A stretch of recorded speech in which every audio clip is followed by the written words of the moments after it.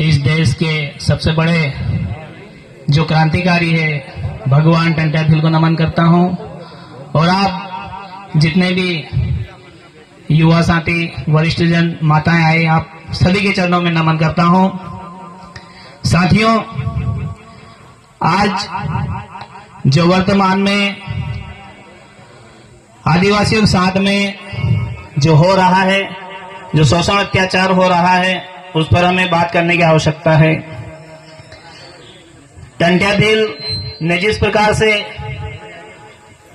इस समाज के लिए जो योगदान दिया है, उस पर हमें विचार करने की आवश्यकता है। जो जिस जमीन पे हम लोग बैठे हैं, उस जमीन पर बैठने का जो अधिकार मिला है, उस टंट्या भिल को हमें याद करने की आवश्यकता है। अभी वर्तमान में जो आदिवासियों के साथ में जो सौतेला व्यवहार हो रहा है, उस पर भी हमें सोचने की आवश्यकता है। क्योंकि इस देश में जो सिस्टम चल रहा है, वो दो ही प्रकार का सिस्टम चल रहा है।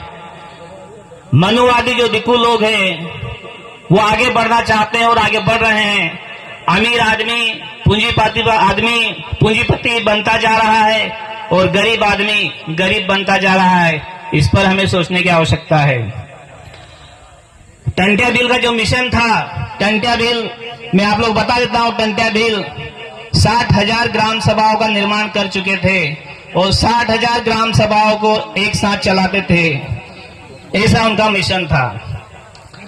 हमें अलग अलग संगठनों में बंटने के जरूरत नहीं है। हमें एक समाज में एक सामाजिक व्यवस्था और समाज में एक जाजम पर बैठने की आवश्यकता है। समाज एक झाड़ होता है, एक समुद्र की तरह होता है। जो समुद्र में जितनी भी नदियां होती है, सभी नदियां आके एक समुद्र में मिल जाती है और वहां पर एक विशाल और बड़ा, हमें भी उनसे प्रेरणा लेनी चाहिए और समाज को एक समुद्र की तरह रहना चाहिए। ऐसी हमें प्रेरणा लेना चाहिए। हमें हर गांव में एक ग्राम सभा की आवश्यकता है। हमारी जीत तभी होगी जब हम सामाजिक व्यवस्था में आएंगे। हर एक गांव में हम ग्राम सभा का निर्माण करेंगे और ग्राम सभा के माध्यम से जो हमारे साथ में जो व्यवहार हो रहा है, या हमारे समाज के जो लोग गलत दिशा में जा रहे हैं, आज युवा पीढ़ी दारू बीड़ी सिगरेट में जा रहे हैं, आवारा में बहुत सारे घूम रहे हैं, बहुत सारे गलत काम हो रहे हैं, बहुत सारे क्राइम जो बढ़ रहे हैं, उसे हमें रोकने की आवश्यकता है। क्योंकि ये आने वाली पीढ़ी इस देश का भविष्य है, हमारी समाज का भविष्य है। और इस भविष्य को हम लोग नहीं संभालेंगे तो आने वाले समय में ये खत्म हो जाएगा। और अभी वर्तमान में यही चल रहा है। हमारे लोग शिक्षा पे बात कर रहे हैं। अभी भैया भाई ने शिक्षा की भी बात किया था, लेकिन शिक्षा हमसे छीनी जा रही है। हम लोगों को 5वीं ऐसे ही पास कर दिया जा रहा है, 8वीं भी पास कर दिया जा रहा है, और कोई रुक जाना स्कीम लगाकर हमको 10वीं भी पास कर दिया जा रहा है। जब हम लोग अनपढ़ जाएंगे तो हम लोगों को क्या नौकरी मिलेगी? क्या किसी को नौकरी नहीं मिलने वाली। इसलिए हमारे लोग आज नौकरी के लिए इधर उधर भटक रहे हैं। बहुत सारे युवाओं की उम्र हो गई है, लेकिन उनको नौकरी नहीं मिल पा रही है। आदमी 30 साल तक मेहनत कर रहा है, पढ़ाई कर रहा है, लेकिन फिर भी उसको नौकरी नहीं मिल रही है, वो परेशान है। मैं आप लोगों से कह देना चाहता हूं कि आप लोग जो अपनी जनरेशन है, उनको पढ़ाई के साथ साथ में रोजगार भी हाथ में दें, स्वरोजगार भी हाथ में दें। भले छोटी छोटी गुमटियां खोलें या व्यवसाय में बकरी पालन करें, मुर्गी पालन करें और अपनी आर्थिक स्थिति सुधारें।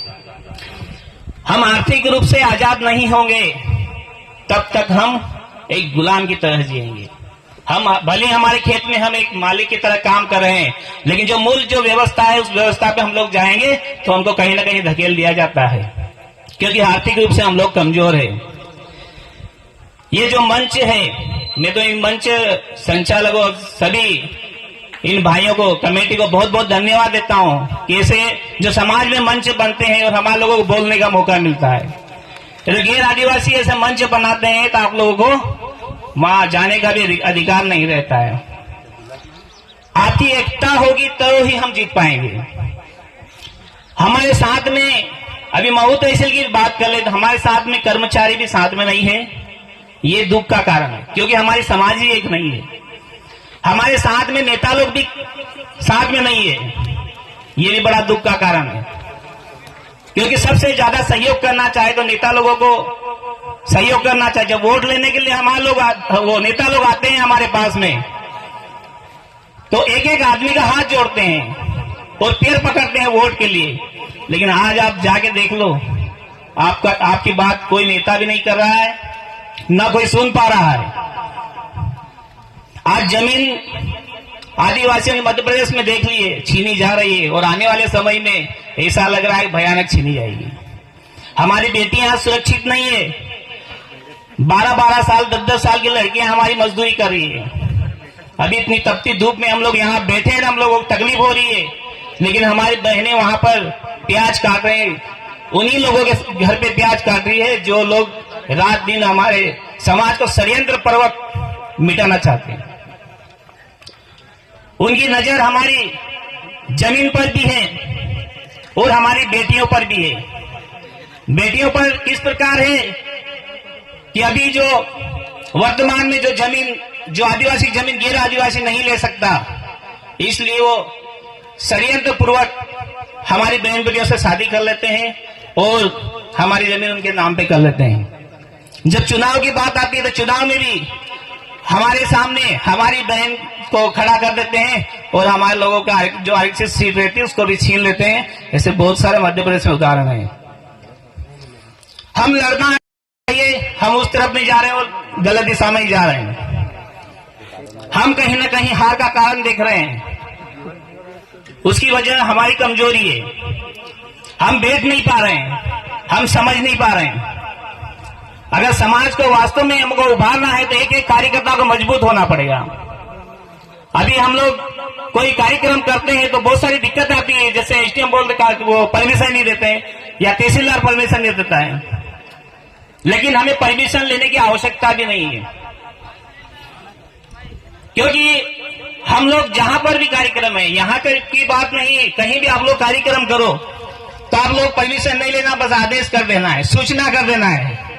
आपको परमिशन लेने की आवश्यकता नहीं है, क्योंकि इस देश के मूल मालिक भी हो तुम।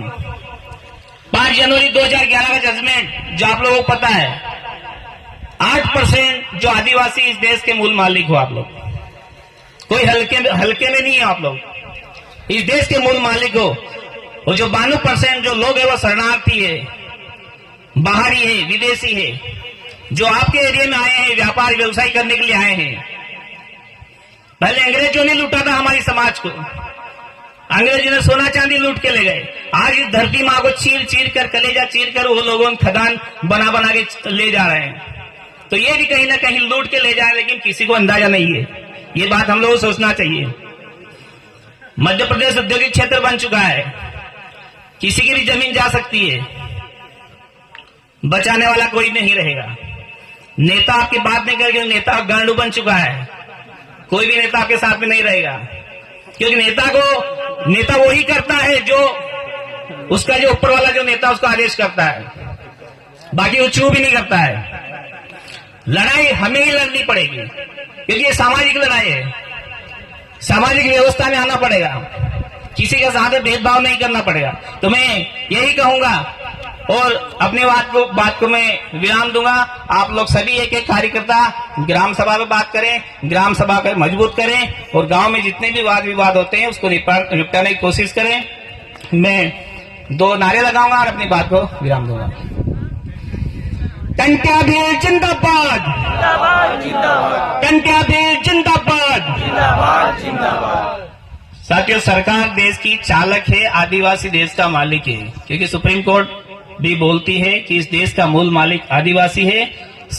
सुप्रीम कोर्ट बोलती है कि आदिवासी इस देश का मूल मालिक है, लेकिन यहाँ की सरकार जो मनुवादी वो नहीं बोलती कि यहाँ के आप लोग मालिक हो। इसलिए हम लोग हर बार नारा लगाते हैं, सरकार देश की चालक है, आदिवासी देश का सरकार देश की चालक है, आदिवासी देश का मालिक। जय जोहार का नारा है, भारत देश हमारा है, जय जोहार का नारा है, भारत देश हमारा है, बच्चे बच्चे को सिखाना है। आदिवासी को बचाना है। बहुत बहुत धन्यवाद। एक बार आयोजक कमेटी के लिए जोरदार ताली से उनका स्वागत कर दीजिए। बहुत बहुत धन्यवाद।